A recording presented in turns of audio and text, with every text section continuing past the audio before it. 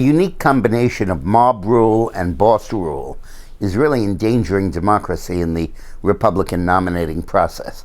And with hundreds of thousands of people voting for the first time in Republican primaries, attracted by the controversy in the field, it's absolutely revolting that the leaders of the Republican Party are participating in this.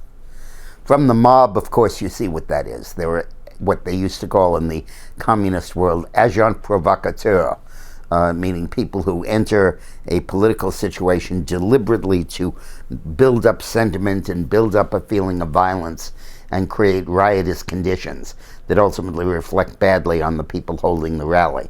That's precisely what Trump is being subject to. Their hope in these demonstrators is to trigger violence, trigger fistfights, let the media cover it and use it to discredit Trump's candidacy. It's a tactic the communists used, and before that the Nazis used, deploying whole street armies to do that. And when these demonstrators block traffic to stop people from getting to the Trump rallies, that is really, really going too far. A threat to democracy from the left. But there's another threat coming from the right, from the leaders and the bosses of the Republican Party, because mob rule is no better than boss rule.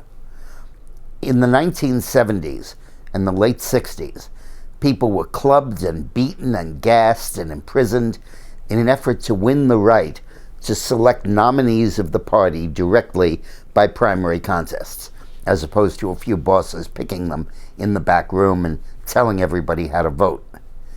Now, that is being undermined by John Kasich and by the Republican Party leadership. Both of them are saying that even though Trump or Cruz may win a plurality of the delegates, that a plurality is not a majority, and that they would reserve the right to manipulate those delegates on the second and third and fourth ballot and use superdelegates in the meantime to vitiate the result of the primary elections. That is outrageous. I know it's within the rules, but the rules are wrong and need to change, and shame on Kasich and on the Republican leaders for trying to exploit the loopholes in those rules.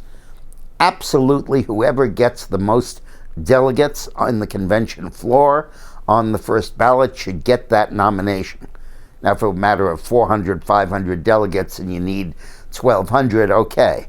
But Trump or Cruz will come within 100 or 200 of the necessary amount.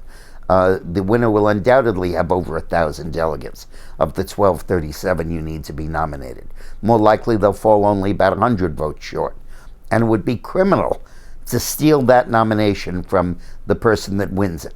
This isn't about whether you like or not like Donald Trump. It's whether you like or don't like democracy in America. We must not permit this to happen.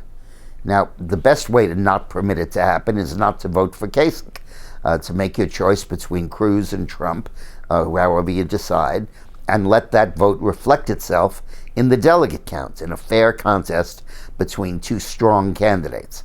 By voting for Kasich, you're empowering the backroom leaders to cut whatever deals they want. And believe me, the results of that are going to be unelectable.